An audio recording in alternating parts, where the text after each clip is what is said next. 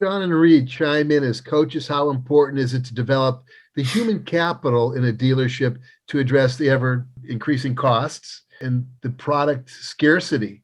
And I would like Reed to speak to Reed, remember the inventory shortage really started ramping up and we had that whole growth plan at one of our Chevy GM dealers here in St. Louis. Reed kind of headed that up and helped them begin to educate the consumer. Reed, would you share a little bit about that and the impact it had on their success? I think that's a big one. Yeah, I think that Sean, you hit it right on the nail. Definitely Don Brown, took advantage of that, and I have to give it to you, Sean, because you're definitely the head of change, and by providing them an alternative message to the customer, how familiar are you with the current market situation, allowed the salesperson to open up the opportunity to take control of the conversation, which the customer needed, and direct it to giving them the options of being a one price store, ordering the vehicle, but first and foremost, creating that reason and the benefit in the mind of the customer for why they do want to come to the dealership instead of purchase online. Still, giving customers the option, right, to buy digitally, and also saying, hey, but if you come in, we'll work with you one-on-one and give you the time and we'll help you order, right? So the ability to set appointments, even when you don't have a car to show, is absolutely critical. And I think by teaching the salespeople to educate their consumers on the situation, because the customer's watching it on the news all day, right? They're seeing, used car values are up and inflation and gas prices. But what does that mean for them and how they buy a car? So it was kind of like something they had to adapt quickly, right, Reed? Like how many hours of training did you have to get the entire sales team in that store to change their approach? It's still taken today, but they are definitely poster children when it comes to, be coming back to it a year later and doing it every Friday now that Amy's not along with us anymore.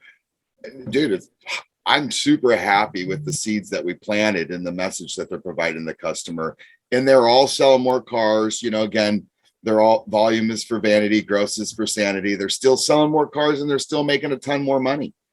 Yeah. So I think the message is right. I do still believe, I think the old way of selling cars is still the right way. You can't get emotionally involved in a car until you drive it. I still think we need to create reasons and benefits in the mind of the customer for them to want to come to the dealership.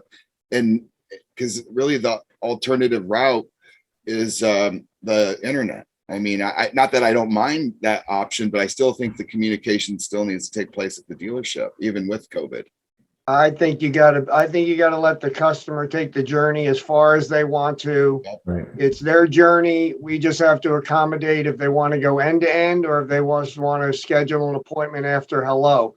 I think that is a message that has to be resonated through every touch point with the consumer, that we can go end to end or we can, take it to your house and show it to you at your door. I mean, I don't think dealers, at least around here, have never ever been more accommodating in pickup and drop off services and home test drives, home deliveries, remote signing, digitally. So I think you let the customer be in control of their journey and allow them, and we have to adapt to it, which gets to the point of training, which is why I keep going back to the same thing. None of this stuff happens when you have a rookie or somebody that can't walk and chew gum at the same time as the greeters. How many dealerships had greeters? That this model doesn't work. You need a professional salesperson to know how to get a customer to whatever point in the journey, and they have to be able to go along with them for the most part.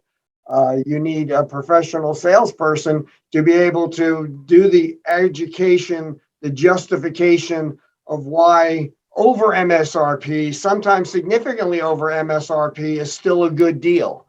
I mean, that in itself, that's a professional salesperson doing the education and explanation instead of making somebody feel like they're being taken advantage of, understanding it's a supply and demand, and we are here to serve them.